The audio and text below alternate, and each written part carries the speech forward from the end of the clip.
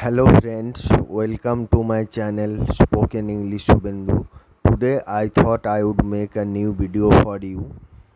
আজকে আমি একটা নতুন ভিডিও বানাতে চলেছি। সো আপনাদের সবাইকে স্বাগতম আমার চ্যানেলে। আজকে আমি একটি নতুন ওয়ার্ড নিয়ে এসেছি।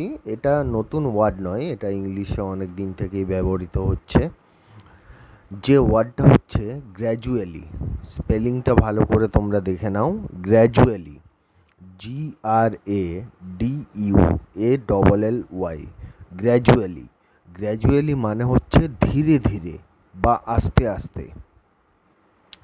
এরপর কয়েকটা এক্সাম্পল দেখে নেওয়া যাক, তাহলে তোমরা বুঝতে পারবে। So gradually he is learning mathematics. Gradually he is learning mathematics. সে ধীরে ধীরে ম্যাথামেটিক্স শিখছে, সে ধীরে ধীরে অঙ্ক শিখছে। Gradually she is learning how to play guitar. সে ধীরে ধীরে শিখছে কিভাবে গিটার বাজাতে হয়। Gradually she is learning how to play guitar. Okay? Gradually Uday is learning how to play chess.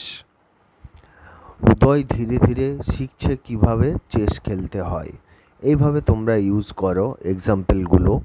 এইভাবে এক্সাম্পলগুলো ভালো করে দেখো, প্র্যাকটিস করো, তাহলে দেখবে অনেকটাই হেল্প হবে স্পোকেন ইংলিশের ক্ষেত্রে।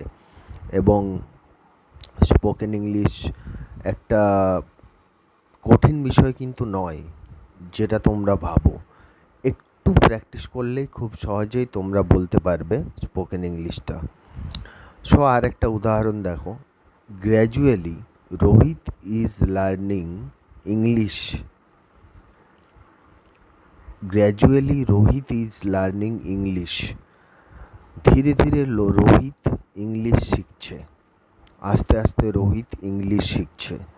এইভাবে তোমরা ইউজ করো সেন্টেন্সগুলো। আর দ্যাটস অল ফর টুডে। আর একটা রিকোয়েস্ট, প্লিজ আমার চ্যানেলটিকে সাবস্ক্রাইব করো আর বেল আইকনটি অবশ্যই প্রেস করবে আর তোমাদের বন্ধুদের সাথে শেয়ার করবে ভিডিওটা। Thank you so much friend.